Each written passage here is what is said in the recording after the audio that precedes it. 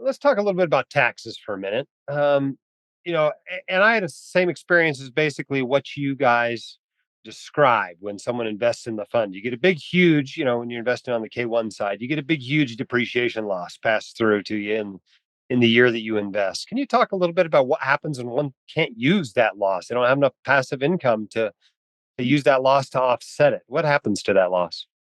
So here's the secret sauce from the tax side. So, you know, we create losses, but the art of not paying taxes in real estate is to never stop investing.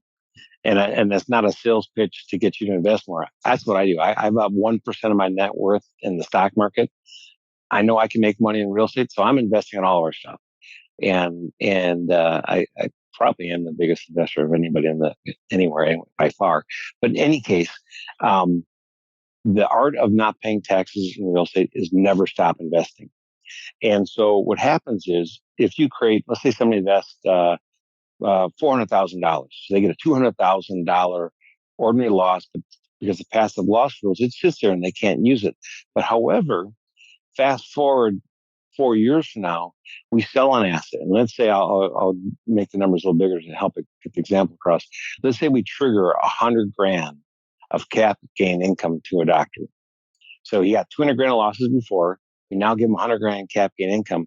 And you trigger $100,000 cap gain income. The crazy thing is, you're not going to have to write a check to the government. We're actually going to get you a refund. And the reason we get you a refund, because the $100,000 of cap gain income that you get is a passive cap gain. It now allows the use of $100,000 of those ordinary losses we gave you before.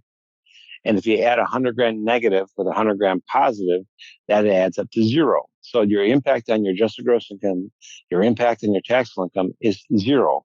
However, once the $100,000 of ordinary loss and cap gain get into your return, the $100,000 of ordinary is now allowed because you have $100,000 cap gain income, and the $100,000 of ordinary losses can offset your doctor income, which is taxed at the highest rates possible. And if this make the math easy, it says 50% tax rate.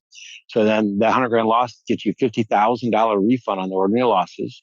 And the $100,000 cap gain in goes to cap gain rates. So make the math simple, say 30%. So 30% of $100,000 is $30,000 in cap gain tax. So the net result is actually a $20,000 refund by us triggering you $100,000 cap gain income. So rather than you writing a check to the government because we triggered gain, you actually are getting a refund. So it's very counterintuitive. So the beautiful thing is we invest in fund 2, 3, 4, 5, 6.